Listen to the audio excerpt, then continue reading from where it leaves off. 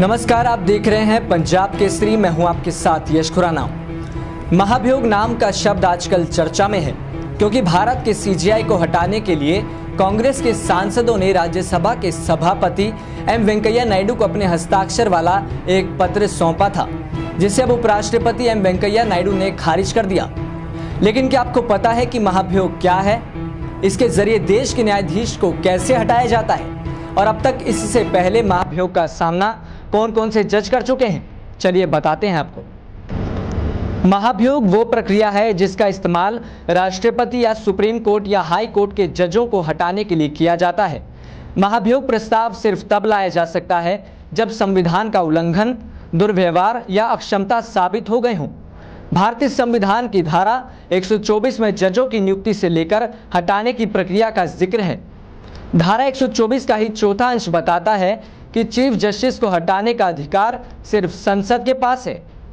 महाभियोग का प्रस्ताव लोकसभा या राज्यसभा दोनों में से कहीं भी किसी भी सदन में रखा जा सकता है।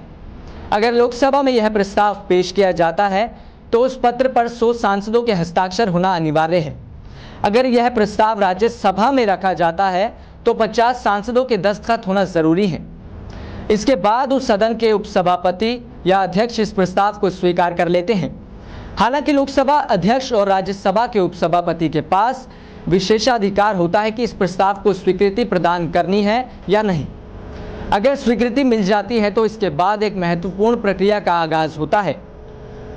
जस्टिस इंक्वायरी एक्ट के अनुसार 3 सदस्यों की कमेटी गठित की जाती है, जिसमें सुप्रीम कोर्ट के जज, हाई कोर्ट के चीफ जज और एक कानून विशेषज्ञ इस समिति का हिस्सा होते हैं। ये समिति निरीक्षण करती है कि जो आरोप सीजेआई पर लगाए गए हैं वह कितने मुनासिब हैं। अगर आरोप सिद्ध हो जाता है तो समिति अपनी रिपोर्ट उस सदन के उपसभापति या अध्यक्ष को सौंपती है, जो उसे अपने सदन में पेश करते हैं। अगर जांच में पदाधिकारी दोषी साबित होता है तो सदन में वोटिंग कराई जाती है, जिसे सदन के 2/3 सदस्यों का बहुमत प्राप्त होना आवश्यक होता है। पारित कराने के बाद पत्र को राष्ट्रपति की मंजूरी के लिए भेज दिया जाता है। मंजूरी मिलने के बाद उस न्यायाधीश को अपने पद से त्याग देना पड़ता है। अब आपको बताते हैं कि इस महाभियोग का सामना पहले कौन कौन से जज कर चुके हैं। 1993 में महाभियोग का सामना करने वाले सबसे पहले जज वी रामास्वामी थे।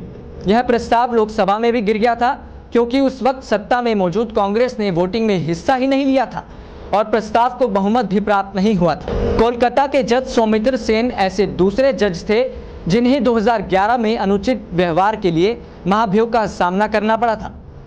इस प्रस्ताव पर लोकसभा में वोटिंग होने से पहले ही सेन ने अपना इस्तीफा सौंप दिया था। सिक्किम हाई कोर्ट के चीफ जस्टिस पीडी दिनाकरण को भी इस महाभियोग का सामना करना पड़ा था। इन्होंने भी पहले अपना इस्तीफा सौंप दिया था। 2015 में गुजरात हाई कोर्ट के जज जेबी पार्डीवाला के खिलाफ भी अनुचित टिप्पणी करने पर महाभियोग लाने की तैयारी की गई थी, लेकिन उससे पहले उन्होंने अपनी टिप्पणी वापस ले ली थी। तो देखा आपने कि सीजेआई दीपक मिश्रा के खिलाफ भी लाए गए कांग्रेस के प्रस्ताव को उपराष्ट्रपति की मंजूरी नहीं मिली क्योंकि उसमें सबूतों का अभाव था और प्रक्रिया की शुरुआत भी नहीं हो सकी। बाकी तमाम खबरों को देखने के लिए जुड़े रहें पंजाब केसरी के साथ। मैं आपके साथ यश खुराना, कैमरामैन रजत शर्मा के साथ।